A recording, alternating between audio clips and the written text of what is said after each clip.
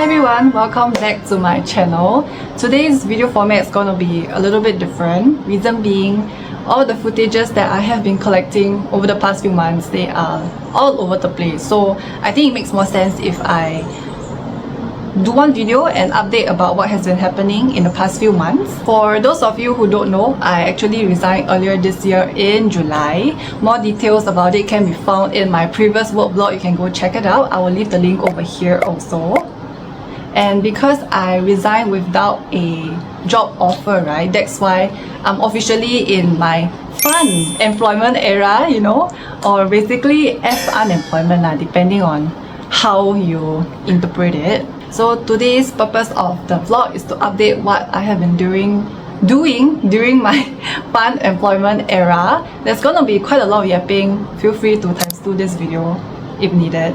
The first thing that I did was to go on a trip, and guess what? The timing was so coincidentally planned that right after the last day of work, the very next day, it was the holiday already. So wow, the fate is really fating, and I didn't purposely plan for this. It just happened by itself. The pre-planned trip with my family to go visit my grandma. I'm glad that I resigned before embarking on this trip so that I could really go, you know, have fun with a peace of mind. If not, then work will constantly be like at the back of my mind. I wouldn't be able to enjoy it fully lah. As for what we did during the trip, I don't really have anything interesting to share. Usually we just chill and relax over there. I have done up a vlog about it though, so you can go watch it if you want. I'll leave the link over here. The trip was about 1 week long, so after we came back, I didn't go into job hunting mode yet.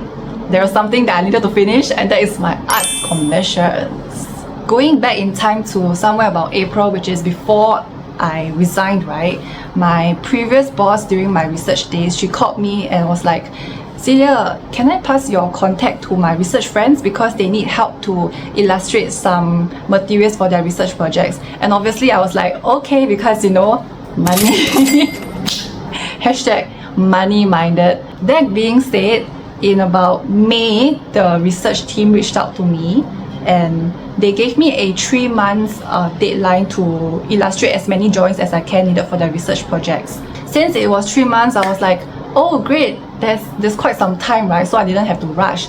But turns out I was swamped with work and I was so stressed about work at that point of time. How are you? I am under the water. I didn't even have any time to work on it. Only until I resigned and only until I came back from the trip. It was really end of July by then. Yeah, end of July. And then the research team, they were chasing me for it, so I was like, I had to rush out everything, chung everything. But that is settled. Some of the pieces are quite fun. There were some pieces that I really enjoyed drawing, although I regretted not charging more for a few of the pieces because the details that were required, it was crazy. And most of those pieces were wedding scenes.